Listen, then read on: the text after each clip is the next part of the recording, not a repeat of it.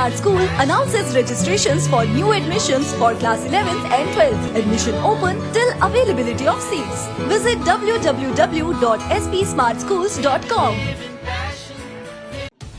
प्रधानमंत्री नरेंद्र मोदी ने देश में कोरोना की ताजा स्थिति पर चर्चा करने के लिए जिला अधिकारियों से बात की। प्रधानमंत्री मोदी ने 8 राज्यों और 2 केंद्र शासित प्रदेशों के जिला अधिकारियों को संबोधित करते हुए कहा कि आप ही इस कोरोना युद्ध के विंग कमांडर हैं। उन्होंने कोरोना काल में कालाबाजारी करने वाले लोगों पर सख्त कार्रवाई करने को कहा।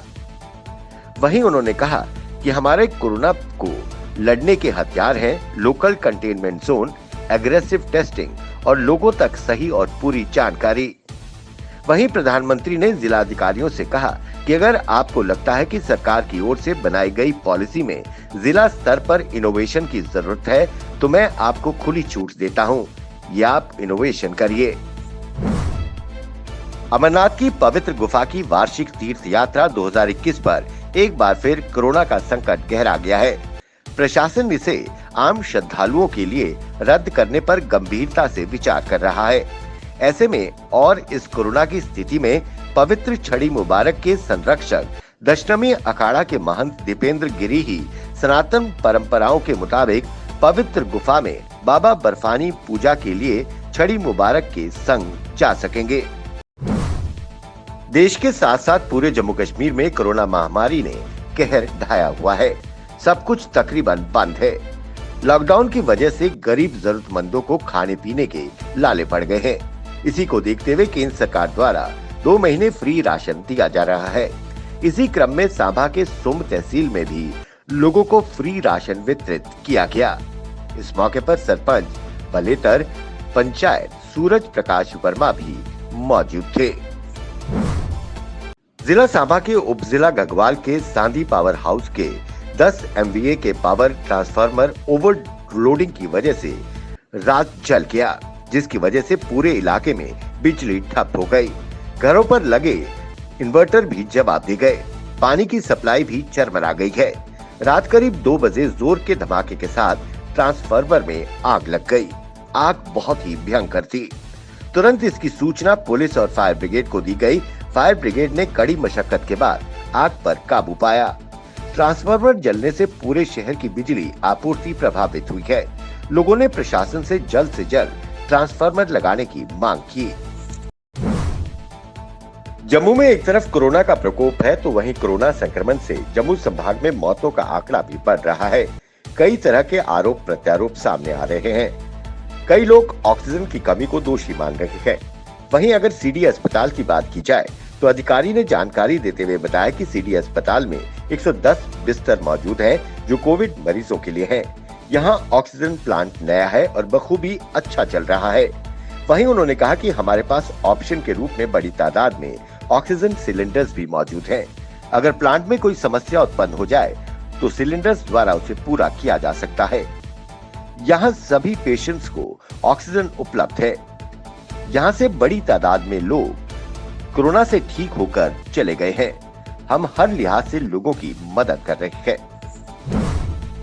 श्रीनगर के डीसी मोहम्मद एजाज असद ने चेस्ट एंड डिजीज अस्पताल और SMHS अस्पताल का दौरा किया और जर्मनी से आयातित 3 नए ऑक्सीजन जनरेशन प्लांट की स्थापना की प्रक्रिया की निगरानी की, जिसमें 1000 LPM क्षमता के 2 प्लांट और 1500 LPM क्षमता वाला प्लांट शामिल है।